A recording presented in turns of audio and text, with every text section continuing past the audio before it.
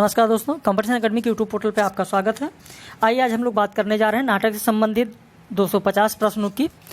और इससे पहले आपने देखा इकाई 5 का मैंने करा दिया, इकाई 6 का मैंने करा दिया, इकाई 7 भी मैंने करा दिया। अब यहाँ पर हम लोग इकाई 8 की बात करने जा रहे हैं नाटक की। इसके बाद में नाटक के बाद में हम लोग निबंध की बात करेंगे और निबंध के बाद में इकाई 10 की बात करेंगे। तो इस तरीके से 250 प्रश्नों का जो आपको मिलता जा रहा है, इस तरीके से आपका रिवीजन भी अच्छा होता जा रहा होगा और उम्मीद करते हैं कि आपकी पढ़ाई अच्छी चल रही होगी।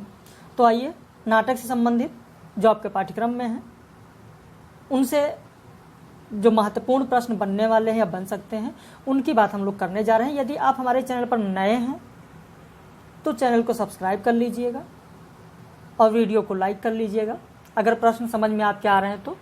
बाकी जो ऑनलाइन मेंबर्स हैं वो भी ध्यान दें कि वीडियो को लाइक करते चलें और चीज़ों को समझते चलें। पहला प्रश्न, उपेंद्र नाथ अश्क की किस रचना की भूमिका मुंशी प्रेमचंद ने लिखा है? तो यहाँ पर आपका सही उत्तर होगा औरत की फितरत। दूसरा कहानी जो संग्रह है औरत की फितरत, दूसरा कहानी संग्रह है उपेंद्र नाथ अश्क जी की और इसकी भूमिका मुंशी प्रेमचंद जी ने लिखा है। अब मान लिया जाए कभी प्रश्न पूछा जाए कि उपेंद्र नाथ अश्क का पहला कहानी संग्रह कौन सा है, तो शायद आपको ना पता हो, लेकिन मैं आपको बता दूं पहला कहानी संग्रह नवरत्न है, जबकि पहला काव्य संग्रह इनका जो है वो जुदाई की शाम का गीत है। तो इस तरीके से आपने देखा। प्रश्न संख्या 2 देखते हैं, निम्न में से असत्य विकल्प कौन सा है? लक्ष्मी का स्वागत अश्क द्वारा रचित एक सामाजिक समस्या प्रधान नाटक है। बी, अश्क द्वारा रचित स्वर्ग की झलक पहला सामाजिक समस्या प्रधान नाटक है। जय पराजय अश्क जी का ऐतिहासिक नाटक है। जय पराजय में जयचंद और मोहम्मद गौरी के समय की घटना है। गलत होगा क्योंकि डी गलत है। जय पराजय में जयचंद मेवाड़ के राजा और मंडोर के राजा की कहानी है। जय पराजय में किसकी कहानी है?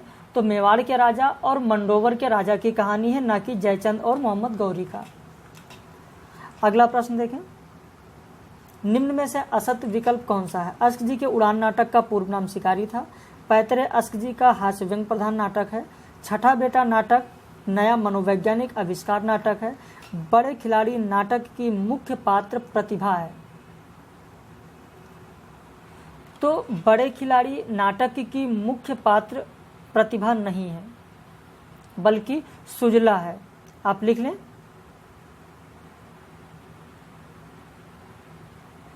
बड़े खिलाड़ी नाटक के मुख्य पात्र कौन है? तो सुजला है।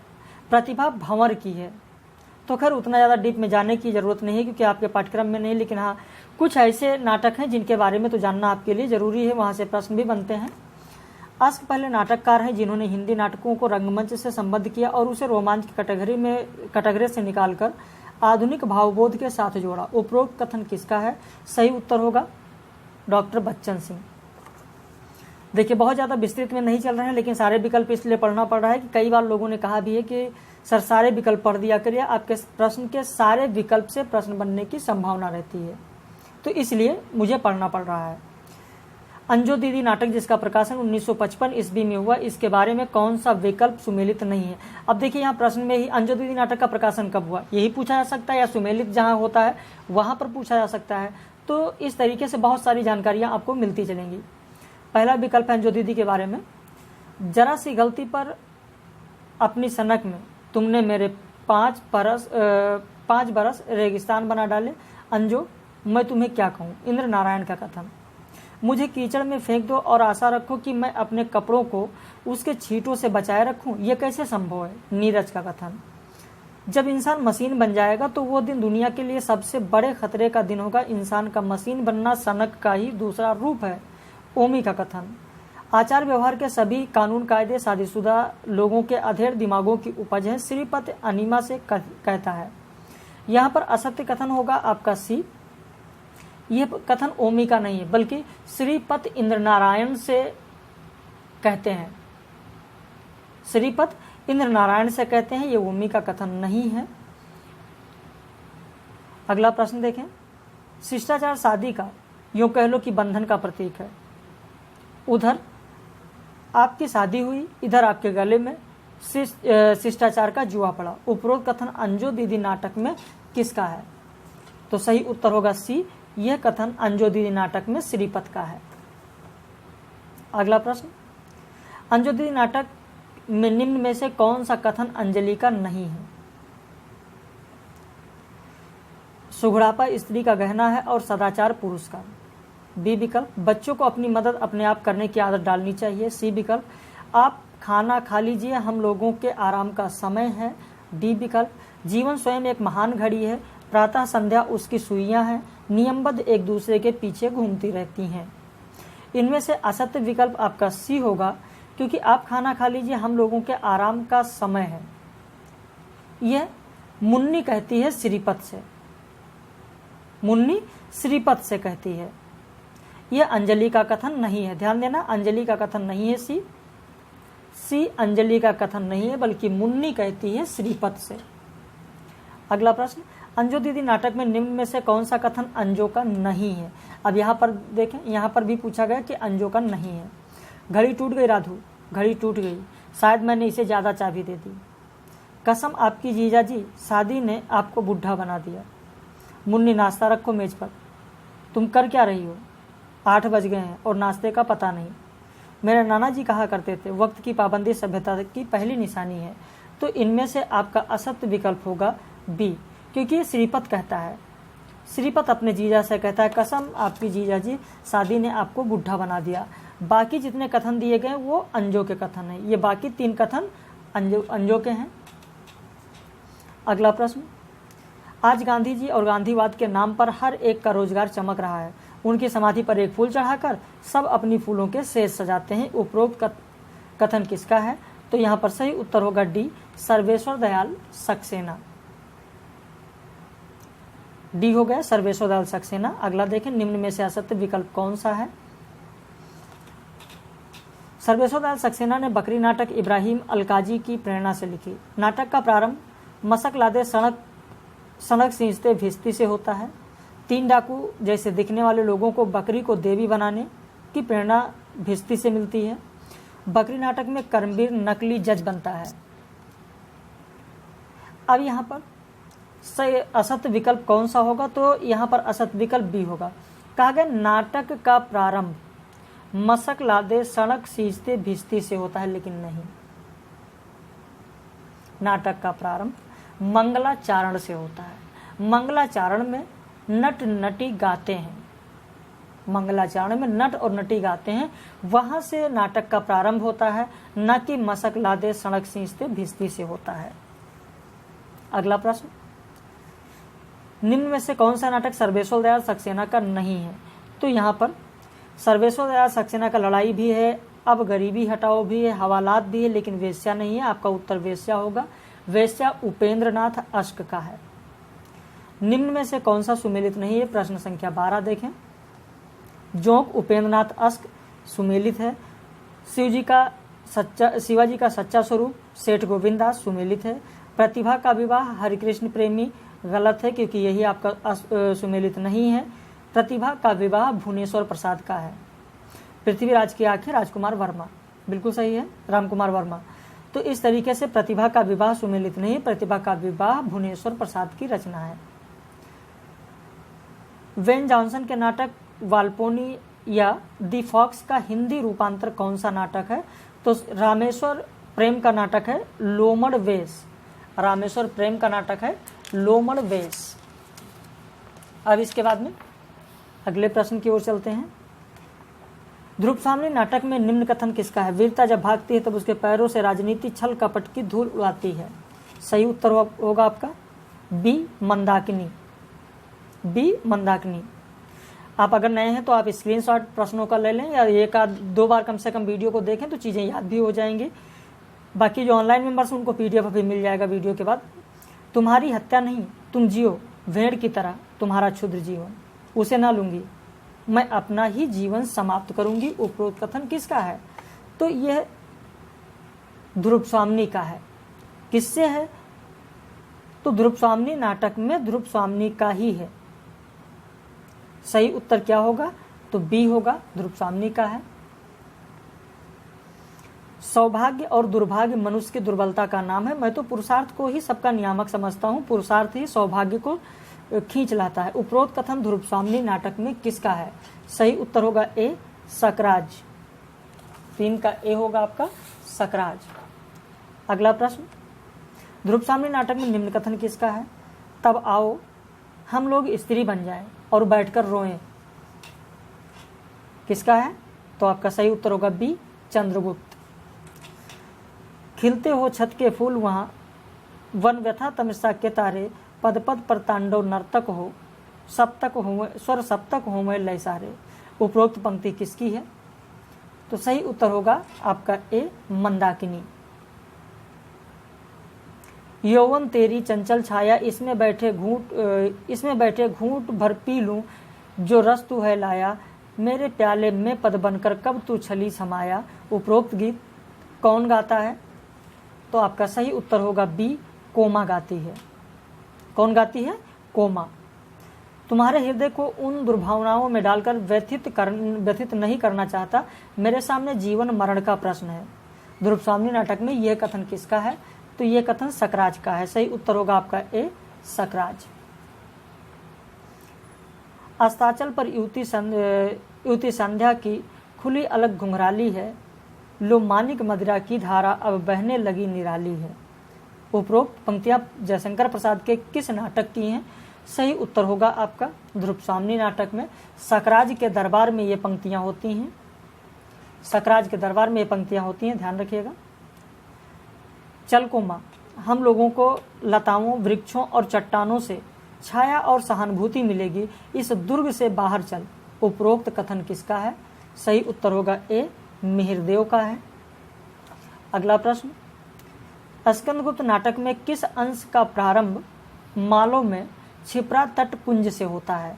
सही उत्तर होगा आपका बी, दूसरा अंक। प्रमाण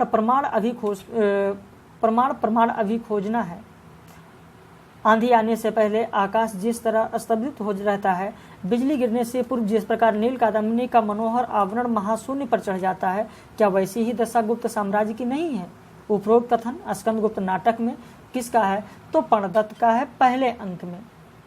पहले अंक में प्रणदत्त का यह कथन है और प्रणदत्त और स्कंदगुप्त का संवाद होता है, उसमें यह प्रणदत्त स्कंदगुप्त से कहता है प्रथम अंक में। तुम्हारी लंका में अब राक्षस नहीं रहते, क्यों धातुसेन? उपरोक्त कथन स्कंदगुप्त नाटक में किसका है? सही उत्तर होगा आपका डी, कुमारगुप्त। किसका है? तो कुमारगुप्त का है। कुमारगुप्त और सिंघल के राजकुमार धातुसेन का यह संवाद है पहले ही अंक में। अगला प्रश्न, क्षिप्रा के इस पार साम्राज्य का स्कंधावार स्थापित है, मालवेज का दूत भी आ गया है कि हम सशयन युवराज के सहायतार्थ प्रस्तुत हैं, महानायक प्रणदत्त ने भी अनुकूल समाचार भेजा है। यह कथन किसका है? तो सही उत्तर होगा आपका पृथ्वीसेन। पृथ्वीसेन और कुमारगुप्त का संवाद है पहले ही अंक में, तो सही उत्तर होगा आपका पृथ्वीसेन। न छेड़ना उस अतीत स्मृति से खिंचे हुए वीरतान कोकिल, करुण रागिनी तड़प उठेगी, सुना ना ऐसी पुकार कोकिल। उपरोक्त पंक्तियां किस नाटक की हैं? सही उत्तर होगा आपका बी, स्कंदगुप्त नाटक की हैं। ये पंक्तियां बहुत ही महत्वपूर्ण पंक्तियां हैं, ध्यान रखना। अभी तक परीक्षा में नहीं पूछा गया है, लेकिन हो सकता है कि अब पूछा जाए, क्योंकि कुछ क्वेश्चन रिपीट हो जाते हैं, कुछ नहीं रिपीट होते हैं, लेकिन महत्वपूर्ण पंक्तियां हैं, ये भी ध्यान रखिएगा। स्कंदगुप्त नाटक में अपनी जन्मभूमि कश्मीर की याद में निम्न पंक्तियां कौन गुनगुनाता है? संस्कृति के वह सुंदरतम क्षण को यूं ही भूल नहीं जाना, वो उच्च श्रृंखलता थी अपनी कहकर मन मत बहलाना। तो यहाँ पर सही उत्तर होगा मातृगुप्त। सही उत्तर होगा आपका मातृगुप्त। स्कंदगुप्त नाटक में आनंद देवी का निम्न कथन किसके लिए है? क्षुद्र हृदय जो चूहे के शब्द से भी सशंकित हो जाते हैं, जो अपनी सांस से ही चौंक उठते हैं, उनके लिए उन्नति का कंटकित मार्ग नहीं है, महत्वाकांक्षा का दुर्गम स्वर्ग उनके लिए स्वप्न है। ये कौन कहता है? तो ये कहती है भट्टार्क। किसके लिए भट्टार्क कहता है? नया बलाधिकृत है भट्टार्क। अगला प्रश्न, स्कंदगुप्त नाटक में भट्टार्क ने निम्न कथन किसके लिए कहा है? महादेवी, ये भूकंप के समान हृदय को हिला देने वाला कौन व्यक्ति है? ओह, मेरा तो सिर घूम रहा है। तो ये कह रहा है प्रपंच बुद्धि। ये कथन किसका है? बौद्ध कापालिक का। एक बौद्ध कापालिक है जिसका नाम है प्रपंच बुद्धि। तो 17 का उत्तर आपका ए होगा। स्कंदगुप्त नाटक में सर्वनाग का निम्न कथन किसके लिए है? मैं क्रोध से गरजते हुए सिंह की पूंछ उखाड़ सकता हूं, परंतु सिंहवाहिनी तुम्हें देखकर मेरे देवता कूच कर जाते हैं। स्कंदगुप्त नाटक में सर्वनाग का यह कथन किसके लिए है? तो यह कथन सर्वनाग रामा के लिए कहता है। और रामा कौन है? तो सर्वनाग की पत्नी है। स्कंदगुप्त नाटक में अवंती के दुर्ग में कौन एक नहीं थी? तो मालिनी नहीं थी। मालिनी नहीं थी, ये मातृगुप्त की प्रणिनी है। मालिनी नहीं थी। तो यहाँ पर 19 का आपका हो जाएगा डी।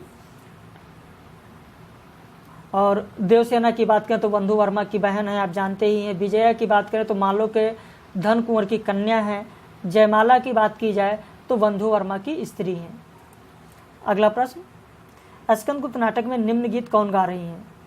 भरा नैनों में मन में रूप, किसी छलिया का अमल अनूप, जल थल मारुत में जो छाया है सब ओर, खोज खोज कर खो गई मैं पागल प्रेम विभोर। तो ये पंक्तियां किसकी हैं? देवसेना की हैं। प्रश्न संख्या 20 का ए होगा, देवसेना। 21 देखें, स्कंदगुप्त नाटक में निम्न कथन किसका है? पवित्रता की माप है मलिनता, सुख का आलोचक है दुख, पुण्य की कसौटी है पाप। ये भी कथन किसका है? तो देवसेना का है। सही उत्तर हो जाएगा 21 का सी, देवसेना। 22 देखें, स्कंदगुप्त नाटक में निम्न कथन किसका है? प्रणय वंचिता स्त्रियां अपनी राह के रोड़े विघ्नों को दूर करने के लिए वज्र से भी दृढ़ होती हैं। सही उत्तर होगा आपका विजया। 22 का उत्तर हो जाएगा विजया। प्रश्न संख्या 23 देखें, स्कंदगुप्त नाटक में किसके शिविर में नर्तकी निम्न गीत गाती है?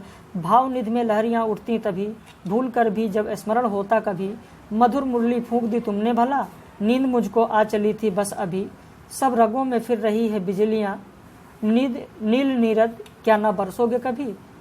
तो स्कंदगुप्त नाटक में किसके शिविर में नर्तकी यह गीत गाती है? तो सही उत्तर होगा भट्टार्क के शिविर में। सही उत्तर होगा बी, भट्टार्क के शिविर में। स्कंदगुप्त नाटक में निम्न कथन किसका है?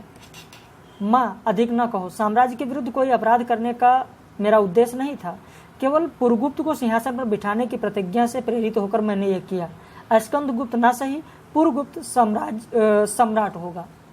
तो ये कौन कह रहा है? भट्टार्क कह रहा है अपनी माता कमला से। भट्टार्क की माता का नाम क्या है? कमला नाम है, और भट्टार्क अपनी माता कमला से कहता है। आह वेदना मिली विदाई, मैंने ब्रह्मवश जीवन संचित मत को रियों सी भीख लुटाई। उपरोक्त गीत स्कंदगुप्त नाटक में कौन गाता है? तो देवसेना गाती है। सही उत्तर हो जाएगा 25 का ए, देवसेना। 26 में देखें, निम्न में से कौन सा सुमेलित नहीं है? तो हिमालय के आंगन में उसे प्रथम किरणों का दे उपहार, उषा ने हंस अभिनंदन किया और पहनाया हीरक हार। भट्टार्क नहीं, भट्टार्क नहीं होगा। मातृगुप्त की ये पंक्तियां हैं, भट्टार्क नहीं है। मातृगुप्त की पंक्तियां हैं, वीरों का गान रण क्षेत्र में होता है, और यहाँ पर मातृगुप्त की पंक्तियां हैं। आप ध्यान दीजिएगा, पहला आपका सुमेलित नहीं है क्योंकि ये भट्टार्क का नहीं बल्कि मातृगुप्त का है। देश की दुर्दशा निहारेंगे डूबते को कभी उबारेंगे, देवसेना की पंक्तियां सही हैं। अगर धूप की श्यामा लहरियां उलझी हो गई इन अलकों से, विजया की पंक्ति सही है। शून्य गगन में खोजता जैसे चंद्र निराश, देवसेना की पंक्ति सही है। अगला प्रश्न देखें, प्रश्न संख्या 27। चंद्रगुप्त नाटक में किस अंक में उद्भांड में सिंधु के किनारे ग्रीक शिविर के पास वृक्ष के नीचे कार्नेलिया बैठी हुई है से प्रारंभ होता है? सही उत्तर होगा आपका दूसरा अंक, क्योंकि पहला अंक तक्षशिला के गुरुकुल का मठ चाणक्य और सिंहरण से प्रारंभ होता है। दूसरा अंक उद्भांड में सिंधु के किनारे ग्रीक से प्रारंभ होता है। तीसरा अगर देखें अंक तो विपाशा तट का शिविर है, वहां अमात्य राक्षस टहलता हुआ आता है, इससे शुरू होता है ये अंक। चौथे की बात करें तो मगध में राजकीय उपवंश से प्रारंभ होता है, जो कल्याणी के प्रारंभ से है। प्रश्न संख्या 28 देखें, निम्न में से कौन सा सुमेलित नहीं है? सुधा सीकर से नहला दो, ये पंक्तियां कल्याणी की हैं, सही है। मधुप कब एक कली का, मालविका की पंक्ति सही है। हिमाद्रि तुंग श्रृंग से प्रबुद्ध शुद्ध भारती, अलका का कथन सही है। सखे वो प्रेममयी रजनी आंखों में स्वप्न बनी, ये कार्नेलिया का कथन नहीं है। सुवासिनी का कथन है, नोट कर लीजिए, सुवासिनी का कथन है। सुवासिनी जो कि सकटार की कन्या है, सकटार की कन्या सुवासिनी का कथन है, ना कि कार्नेलिया का। बाकी आपका सुमेलित है। चंद्रगुप्त नाटक में चाणक्य ने किससे कहा कि सिंहरण को अपना भाई समझो और अलका को बहन? तो सही उत्तर होगा, चंद्रगुप्त नाटक में चाणक्य ने पर्वतेश्वर से कहा। इसमें चाणक्य को अपना राज्य दान दे दिया था और अपनी खुद हत्या करने वाला था, लेकिन चाणक्य ने इसे नहीं स्वीकारा और पर्वतेश्वर को समझाया। अगला प्रश्न देखें, चंद्रगुप्त नाटक में निम्न कथन किसका है? सिकंदर ने भारत से युद्ध किया था और मैंने भारत का अध्ययन किया है। मैं देखती हूँ कि यह युद्ध ग्रीक और भारतीयों के अस्त्र का नहीं, इसमें दो बुद्धियां ही लड़ रही हैं। यह अरस्तु और चाणक्य की चोट है। सिकंदर और चंद्रगुप्त उनके अस्त्र हैं। सही उत्तर होगा आपका कार्नेलिया का ये कथन है। सेल्यूकस की जो कन्या है कार्नेलिया, वो कह रही है। अगला प्रश्न, चंद्रगुप्त नाटक के अंतर्गत निम्न गीत कौन गाता है? अरुण ये मधुबय देश हमारा, जहां पहुंच अनजान क्षितिज को मिलता एक सहारा। सही उत्तर डी होगा, कार्नेलिया गाती हैं। प्रश्न संख्या 32 देखें, चंद्रगुप्त नाटक के अंतर्गत निम्न गीत कौन गाता है? तुम कर्ण किरण के अंतराल में लुक छिप कर चलते हो क्यों, हे लाज भरे सौंदर्य बता दो, मौन बने रहते हो क्यों। सकटार की कन्या सुहासिनी गाती हैं,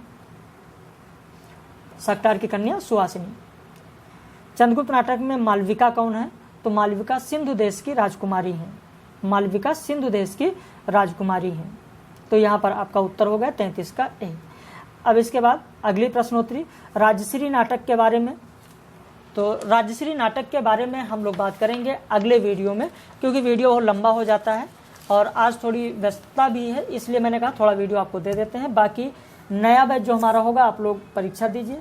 जो आपके जानने वाले लोग हैं, ज्वाइन करना चाहते हैं पेड बैच, 25 तारीख से एडमिशन होगा यूजीसी नेट टीजीटी पीजीटी के लिए। 25 सितंबर से एडमिशन होगा, 1 अक्टूबर से नया बैच चलेगा। बाकी आप मेहनत करें, आप सफल हों और अपने लक्ष्य पर जरूर पहुंचे। लेकिन अपने मित्रों को जरूर सलाह दें जुड़ने के लिए, क्योंकि आप देख रहे हैं कितनी क्वालिटी दी जा रही है और किस तरीके के प्रश्न दिए जा रहे हैं, तो फिर डिटेल कैसा समझाया जाता होगा। तो अगर प्रश्न आपके समझ में आ गया तो वीडियो को जरूर लाइक कर लीजिए और चैनल को सब्सक्राइब कर लीजिए।